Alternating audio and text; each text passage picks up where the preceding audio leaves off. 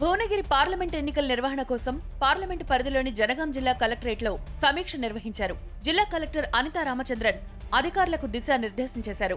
ఎన్నికల సందర్భంగా MCC, SST, VST flying స్క్వాడ్లను ఏర్పాటు చేసుకుని అప్రమత్తంగా ఉండాలని ఆదేశించారు. కలెక్టరేట్లో ఏర్పాటు చేసిన టోల్ ఫ్రీ నెంబర్లకు సలహాలు, సూచనలు ఇవ్వాలని కోరారు.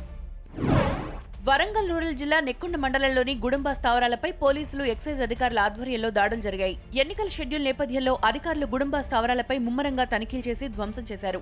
నెక్కొండ మండలం ధర్మతండ, చర్లతండ, గేటుపల్ల 3 తండాల్లో పోలీసులు, ఎక్సైజ్ అధికారులు సంయుక్తంగా దాడులు చేశారు. దాదాపు 800 లీటర్ల బెల్లం పాకాన్ని, 5 లీటర్ల గుడుంబాను ధ్వంసం చేశారు. 4గురిపై కేసులు నమోదు చేశారు.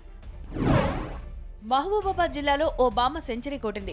కోమటిపల్లి గ్రామానికి చెందిన పంచమ్మ అనే బామ్మకు 100 ఏళ్లు నిండాయి. దీంతో కుటుంబ సభ్యులు సంబరాలు చేసుకున్నారు.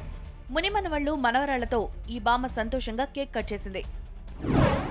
మహబూబాబాద్ జిల్లా కురవిలోని శ్రీ భద్రకాళి సమేత వీరభద్రస్వామి ఆలయంలో బ్రహ్మోత్సవాలు ఘనంగా జరుగుతున్నాయి. వీరభద్రస్వామికి త్రిశూల స్నానాన్ని వైభవంగా నిర్వహించారు. వేలాది మంది భక్తుల నడుమ ఆలయ ప్రధాన అర్చకులు మహా కుంభాభిషేకం చేశారు.